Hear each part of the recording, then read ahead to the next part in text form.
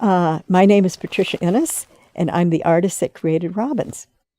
And I've always really enjoyed robins, particularly in Michigan, where one of the first signs of spring is when you see that robin coming. You think, relief from the winter. And so that was sort of my starting point. The robins are one of the few birds that have really benefited from Michigan being logged, heavy logging in Michigan.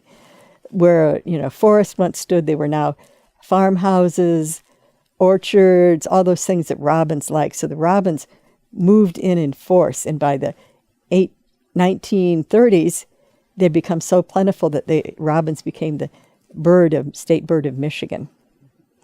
And so I wanted to sort of commemorate this bird and all the changes associated with the logging in Michigan, some for good, some for the bad. The first thing I did was I did a drawing of what I thought it would look like 3 robins in a nest. But then you get to the site and you see it's a very hilly site. You have to work with the landscape. There's a nest made of twigs and branches with 3 eggs in it, which are stones painted robin's egg blue. But there are also 3 mounds in the shape of flying birds, flying robins.